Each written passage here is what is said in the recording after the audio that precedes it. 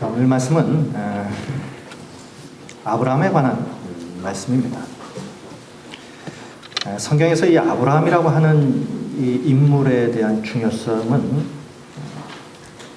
이루 말할 수가 없죠. 무엇보다도 이스라엘 사람들의 조상입니다. 뿐만 아니라 중동에 있는 모든 아랍 사람들의 조상이기도 합니다.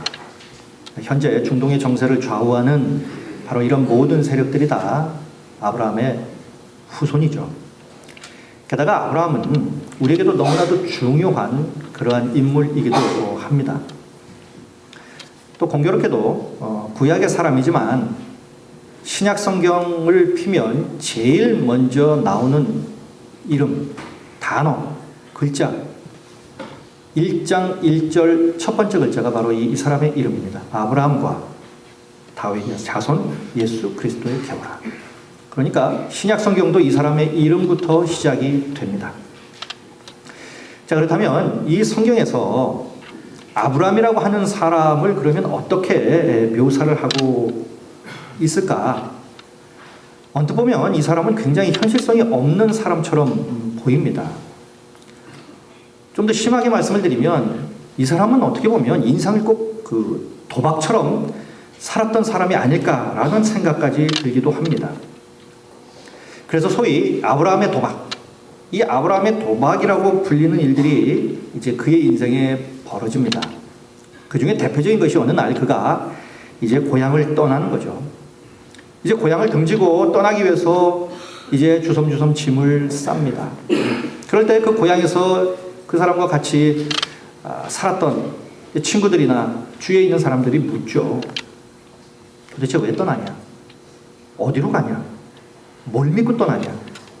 가면은 무엇을 어떻게 하고 살 것이냐? 뭐 이런 걸 묻겠죠. 그것을 묻는 것은 당연합니다. 왜냐하면 그 당시에는 시족 사회이기 때문에 그 시족 안에만 있어야 그 사람들이 보호를 받습니다. 이 시족을 벗어나면 이방인 취급을 받아서 이 사람은 어디 가서 정착을 하지 못합니다. 그 시족 안에 이 사람을 받아주질 않아요. 적으로 생각하죠. 그래서 죽여버립니다. 그러니까 지금 아브라함은 고향을 떠난다는 것은 지금 목숨을 걸고 가는 거예요. 그러니까 사람들이 당연히 의아할 수밖에 없죠. 걱정할 수밖에 없는 겁니다. 이러한 주위 사람들의 질문에 대해서 아브라함의 대답은 너무 의외로 간단합니다. 창세기 12장 1절에 보면 이렇게 기록되어 있습니다. 여호와께서 아브라함에게 이르시되 너는 너의 고향과 친척과 아버지의 집을 떠나 내가 내게 보여줄 땅으로 가라. 이렇게 많은 근심과 걱정과 의아함 속에서 질문하는 이 주위의 사람들에게 아브라함이 대답했던 그 아브라함의 대답은 너무나 간단한 거예요. 하나님이 가라고 하니까 간다. 사람들은 또 물을 겁니다. 자, 그래. 하나님이 가라고 해서 네가 지금 가고 있는데 그러면 하나님이 너에게 뭘 주신다고 하던데? 자, 그 본문 내용이 바로 오늘 본문의 14절 내용입니다. 이르시되 내가 반드시 너에게 복주고 복주며 너를 번성하게 하고 번성하게 하리라. 자, 이 말씀은 우리가 송구영신 예배 때 저희가 2014년 처음 저희들이 받았던 말씀입니다.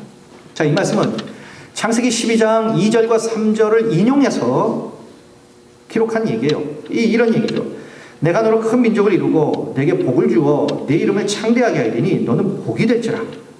너를 축복하는 자에게는 내가 복을 내리고 땅의 모든 족속이 너로 말미암아 복을 얻을 것이다. 자, 복을 주고 큰 민족이 되게 하겠다. 하나님께서 아브라함에게 이 약속을 주신 것이었어요. 하나님의 약속이었습니다. 자, 이처럼 아브라함은 하나님께서 그에게 약속하신 이 복을 받기 위해서 하나님을 따라 떠납니다. 자, 그런데 만약 우리가 하나님의 이 말씀을 받았다면 그럼 우리는 어떻게 했을까?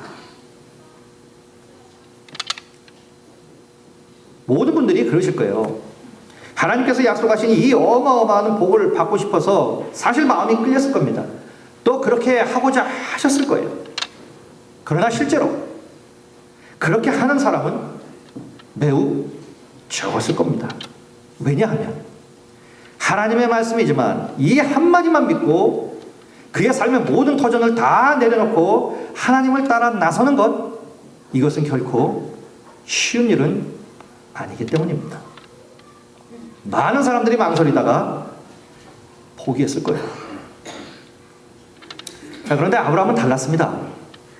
그에게는 다른 것이 필요가 없었어요. 하나님의 말씀을 믿었습니다. 그리고 하나님의 말씀이면 그는 충분했습니다. 그리고 그 말씀에 순종하여 하나님을 따라갑니다. 자, 그런데 우리가 믿음이라고 하는 문제, 이 믿음이라고 하는 문제가 등장할 때 우리에게 진짜 문제가 되는 것은 뭐냐면, 과연 하나님은 믿을만 한가 한 거예요. 어떠십니까? 하나님이 과연 믿을만 하십니까? 아브라함의 경우는 도대체 어떠했을까요? 아브라함에게 있어서도 하나님은 정말 믿을 만한 분이셨을까요? 아브라함에게 있어서 하나님은 어떤 분이었습니까? 가장 큰 분이었어요. 이 하나님보다 더 큰 존재는 그의 인생에 없었습니다. 그가 상상하고 생각하는 것, 모든 것을 동원해도 하나님보다 더 큰 존재를 발견할 수 없었어요. 하나님은 그 인생에 있어서 모든 것의 최종 권위였어요. 모든 일의 결론이에요. 하나님께서 하시는 말씀은 그의 인생의 모든 것의 결론이에요.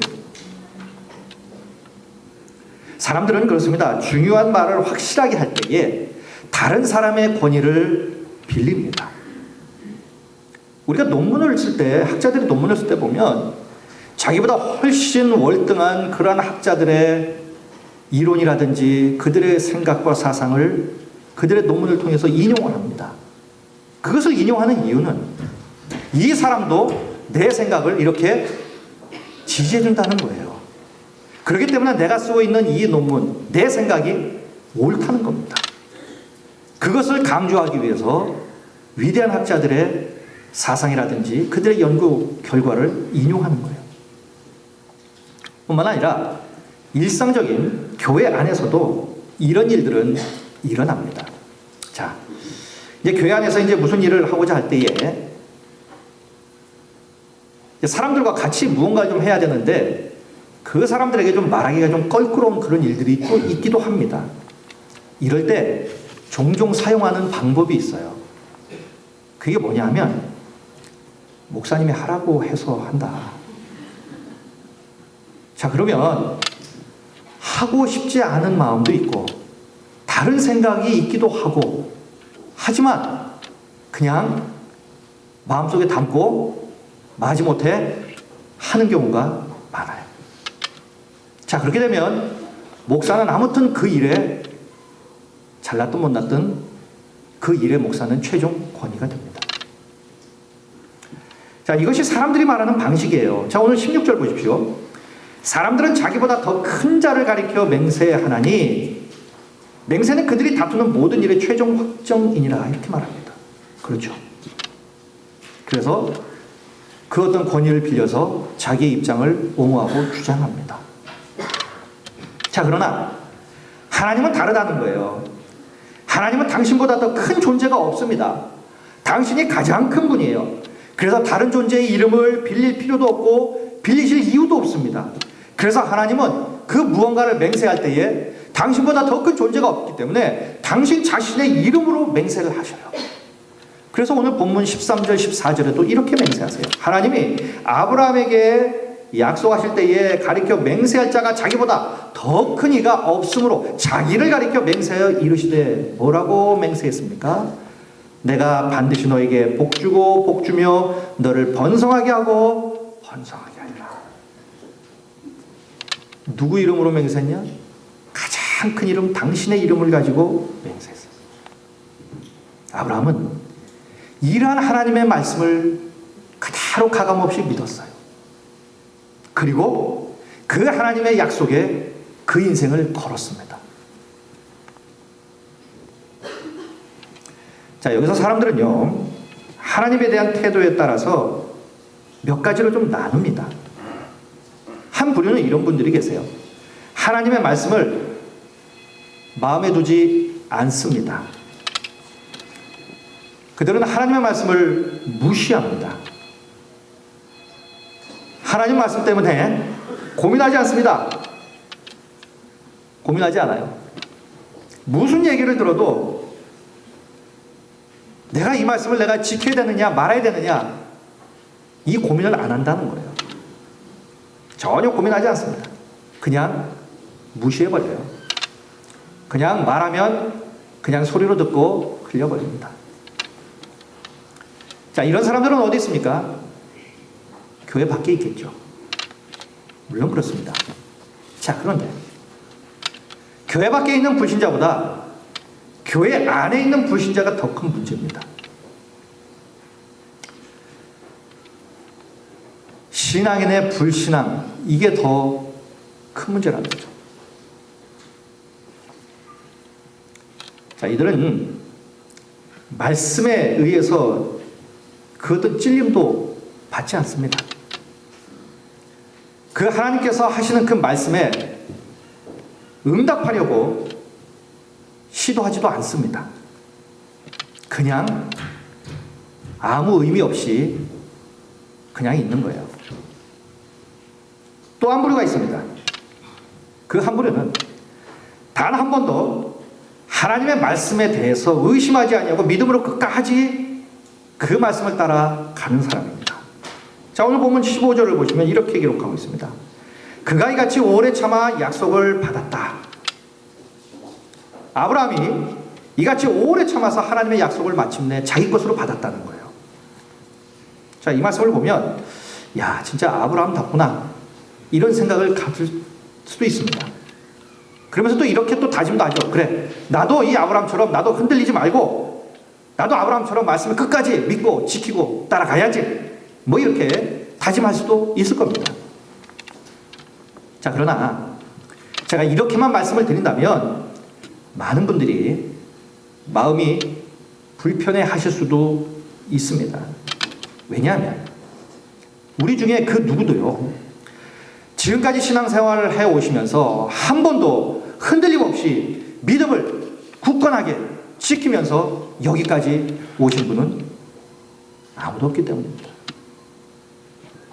어쩌면 이 아브라함의 이러한 이야기를 들으시면서 그래, 난 포기해야 되겠다 이렇게 생각하시는 분도 없지 않아 계실 거예요.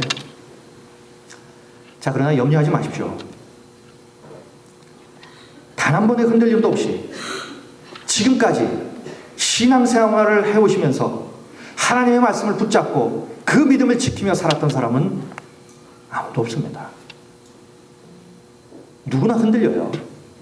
크게 흔들리든 작게 흔들리든 자주 흔들리든 뜨문뜨문 흔들리든 사람이기에 흔들릴 수 있습니다. 이렇게 오래 참아서 하나님의 약속을 자기 것으로 받고 그 약속을 받아 누린 이 아브라함도 그 인생에 많이 흔들린 사람이었어요. 15절 다시 한번 보십시오. 그가 이같이 오래 참아 약속을 받았느니라. 자, 이 말씀은요, 그가 한 번도 그의 인생에서 흔들린 적이 없다고 하는 말씀이 아닙니다. 오히려 너무너무 많이 흔들렸고 너무너무 많은 위기가 있었지만 그것을 잘 참아서 여기까지 왔다. 그리고 마침내 그 하나님의 약속을 자기 것으로 받아 누렸다, 이 얘기입니다. 참았다는 말은 그가 굉장히 어려운 위기를 많이 넘겨가면서 올라가기도 하고 내려가기도 하고 실패하기도 하고 성공하기도 하면서 믿음을 지키면서 거기까지 왔다는 것을 말하는 거예요. 그럼 아브라함에게 어떤 위기가 있었습니까? 여러 가지 많은 위기가 있었지만 대표적인 것은 역시 이스마엘을 낳는 위기였죠. 분명히 하나님은 약속하셨습니다. 너희 후손들이 번성하게 되겠다. 그런데 14년을 기다려도 하나님이 약속하신 자식이 태어나지 않으니까 하갈을 통해서 이스마엘을 낳죠. 이것은 하나님의 방법은 아니었습니다. 자기 방법이었죠. 자, 그런데 많은 사람들이 믿음보다는 인간적인 방법으로 사는 사람들이 많습니다. 그리고 여기서 한 걸음 더 나아가서 그 열매, 자기가 인간적인 방법으로 만들고 쟁취하고 자기의 손에 넣었던 그 열매들을 누리며 거기에 도취해서 사는 경우들이 대단히 많습니다. 사람마다 자기 방법으로 낳은 이 이스마엘이 주는 그 기쁨에 빠져서 하나님을 잊고 사는 경우들이 대단히 많아요. 하나님의 말씀에는 관심이 없어요. 그냥 자기 방식대로 사는 겁니다. 이런 사람들은 이렇게 얘기를 하죠. 야, 하나님 믿어봐야 별 소용없더라. 야, 기도해봐야 무슨 뭐 응답도 없는 것이고, 뭐 늘 예배 드려봐야 뭐 내 생활에, 내 삶에 뭐 변화되는 것도 없더라. 그냥 내 방식대로 사는 게 최고지. 봐라. 내가 내 방식대로 살아가지고 나 이만큼 살고 이만큼 누리고 내가 이만큼 지금 쥐고 사는 것 아니냐. 나 너무나 기쁘고 나 너무나 편하다. 이렇게 사는 사람들 많습니다. 교회 안에도요.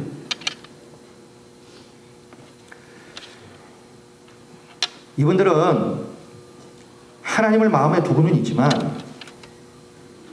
하나님의 사람이라고는 볼 수 없는 겁니다.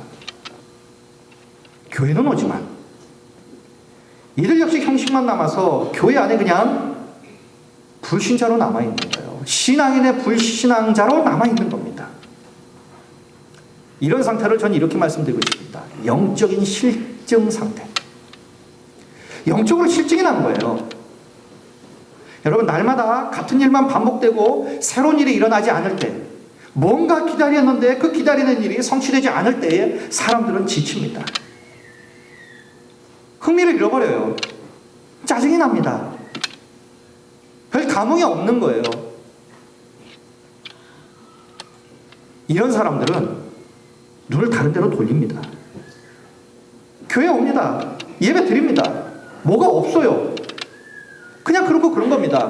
감흥도 없고 은혜도 없고 그냥 아무 생각 없이 그냥 왔다 그냥 가는 겁니다.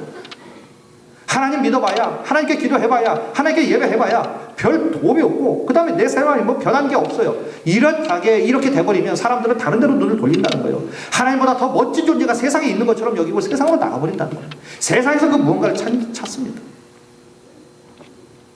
그래서 영적으로 신앙생활에 실증을 내고요, 재미를 잃고 감동을 잃어버리게 됩니다.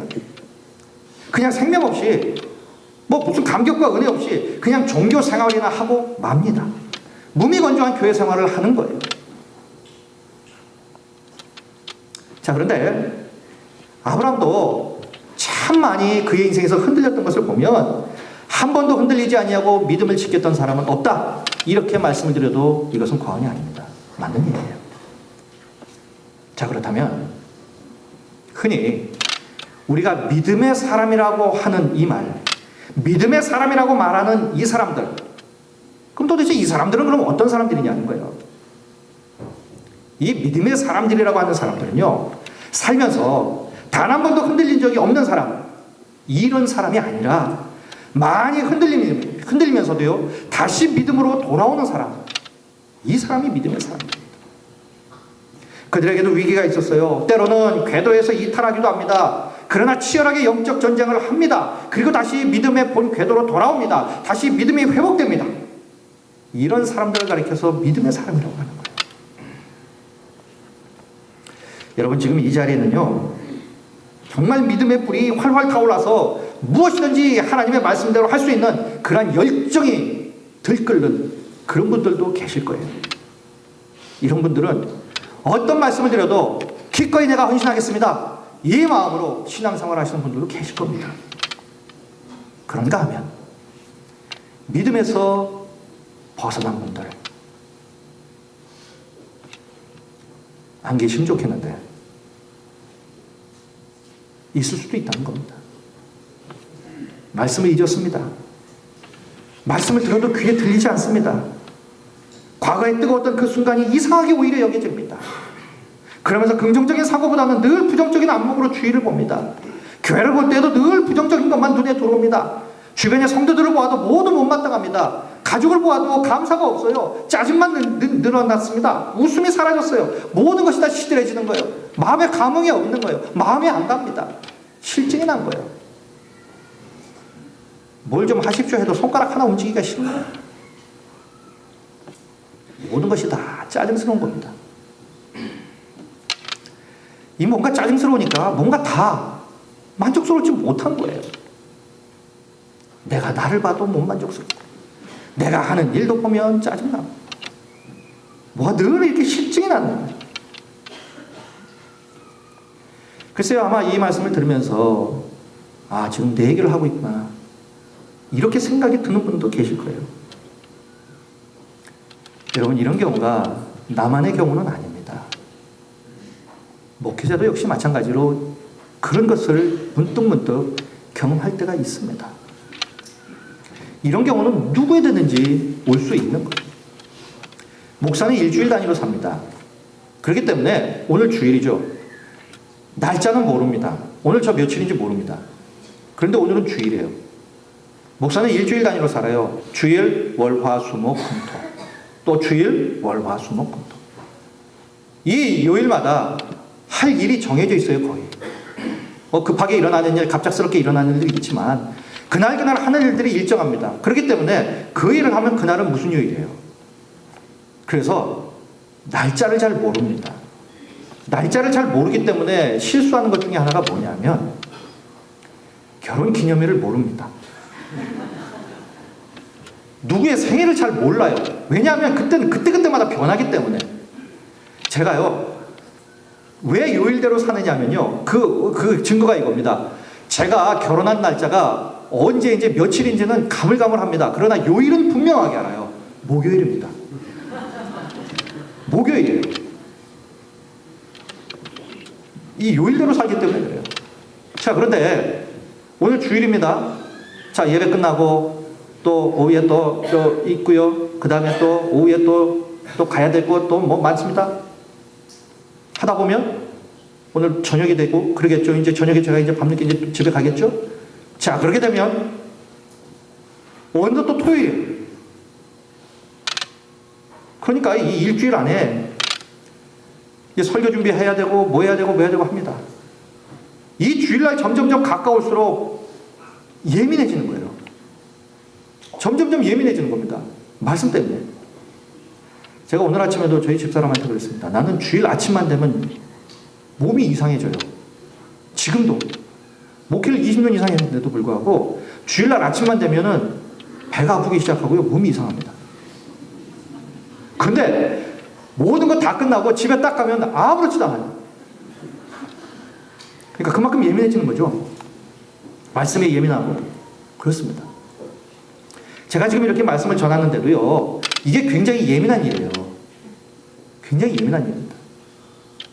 늦게 오신 분 죄송합니다만요, 제가 오늘 늦게 오셔서 제가 그렇게 말씀드리는 게 아니라 앞에서 막 왔다 갔다 하시면요, 사실 많이 흐트러져요.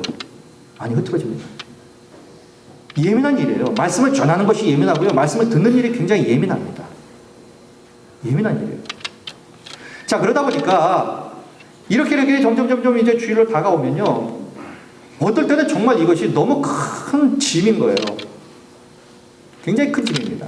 어떤 날은 설교가 굉장히 준비가 잘 될 날이 있어요. 어떤 날은 진짜 안 되는 날이 있습니다. 정말 이불을 쳐 뜯고 싶은 그런 마음이 한두 번이 아니에요. 꿈속에서 설교 준비를 한다니까 뭐 얘기 다 해줘. 정말 꿈속에서 기가 막힌 설교를 했는데 눈을 뜨면 하나도 생각이 안 나요. 그 허탈함을 아시나 모르겠네요. 제가 들어봐도 너무 기가 막힌 설교인데 눈을 뜨면 하나도 생각이 안 나는 거예요. 그럴 일이 있어요. 목사도 그렇습니다.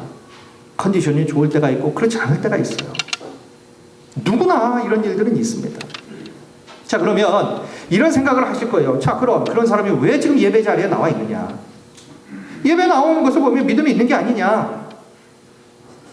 그러나 예배에 나온 것은 영적 습관의 관성 때문에 하는 경우들이 대단히 많다는 거예요. 자기도 모르게 관성에 의해서 그냥 하는 거예요. 믿음에서 지금 벗어나 있지만 주일이 되면 기계적으로 그냥 교회에 오는 거예요. 당연히 봉사도 합니다. 몇 달이나 몇 년 동안 그렇게 합니다. 관성이 붙어서 영적 습관 때문에 그냥 하는 것은 아니냐는 거예요. 관성이 붙어서. 나도 모르게 관하면 찝찝하고 그러니까 하는 거예요. 주일 예배 안 드리고 어디 가면 괜히 찝찝하니까 그냥 오는 거예요. 그 이상도 아니고 그 이하도 아니에요. 뭔가 액땜하듯이 앉았다가 그냥 가는 거예요. 그 어떤 관성 때문에, 지금까지 해왔던 그 관성 때문에 그냥 하는 거예요.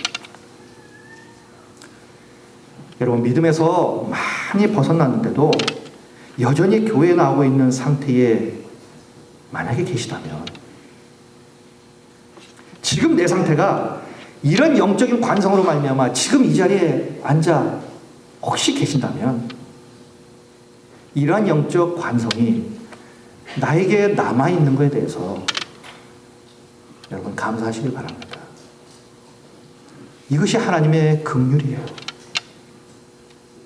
이것마저도 없어지면 어떻게 될까요? 우리는 더 이상 그리스도인이 아닙니다. 영적 관성처럼 정말 아무 생각 없이 기계적으로 여기 와 계신다는 것. 이거라도 우리가 정말 감사해야 된다는 것. 이게 바로 하나님의 긍휼이기 때문입니다. 그렇게 형식적으로라도 예배에 참석하다가 어느 순간에 하나님의 은혜를 풍성하게 받아 누릴지는 아무도 모르는 거예요. 여러분, 하나님의 은혜는 언제 어떻게 임할지 아무도 모릅니다.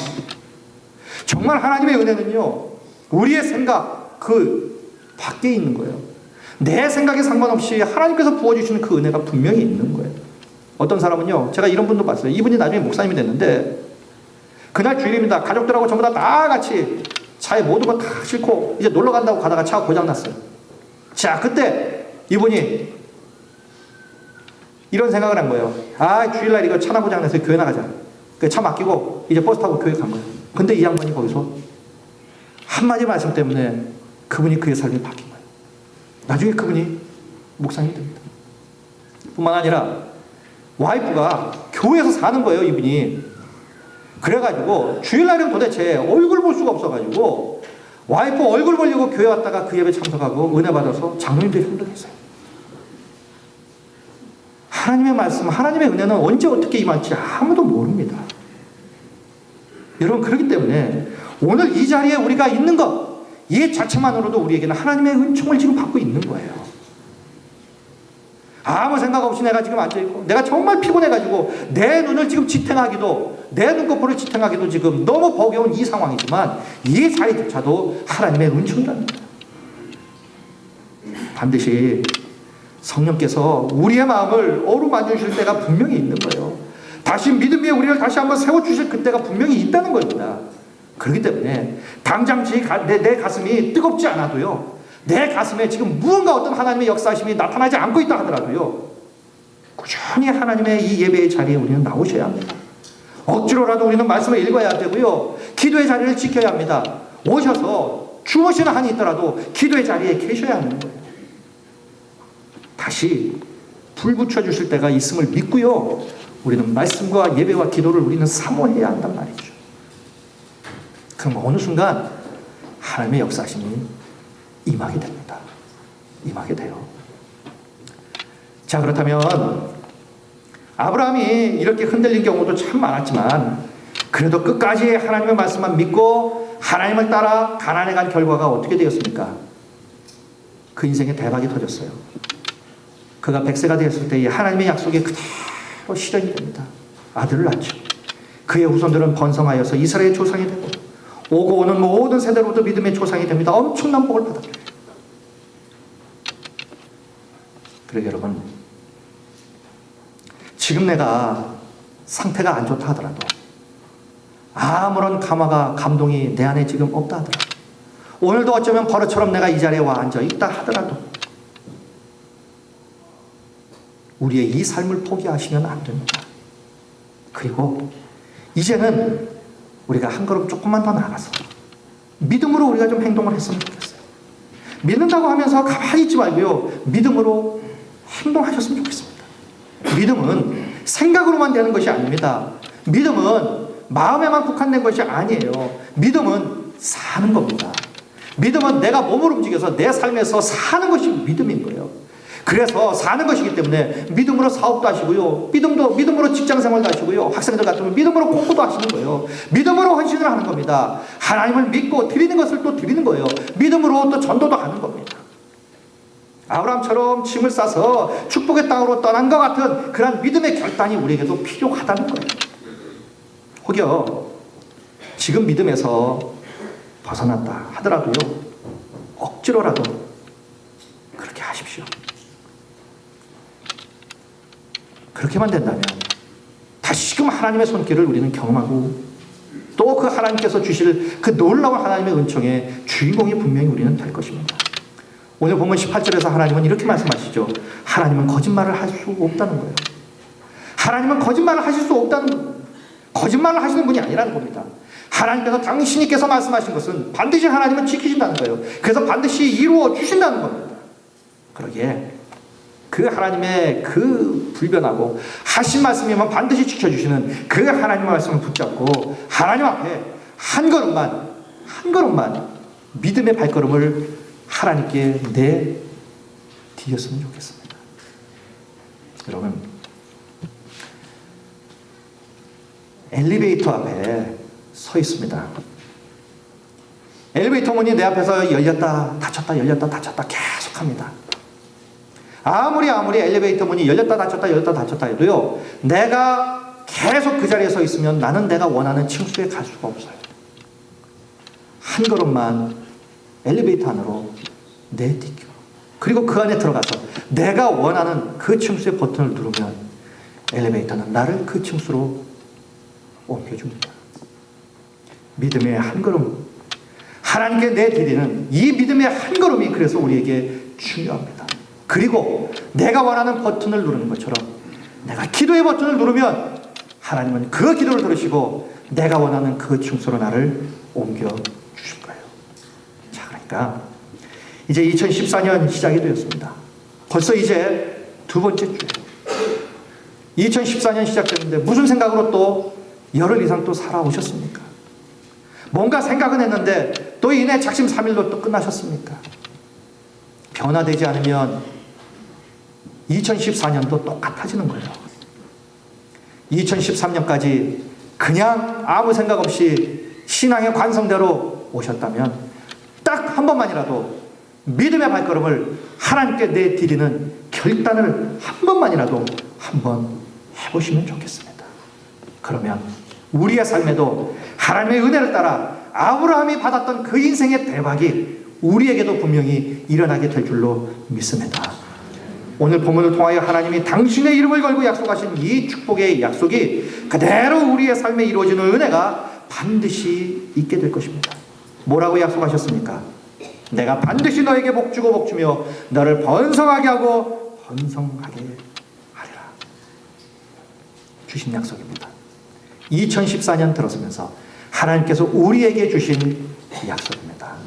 이 약속이 다른 사람의 약속이 아니라 나를 위한 약속이요, 또 내가 그 약속을 받아서 이 약속을 나의 현실로 만드는 우리 한 사람 한 사람이 되었으면 정말 좋겠습니다.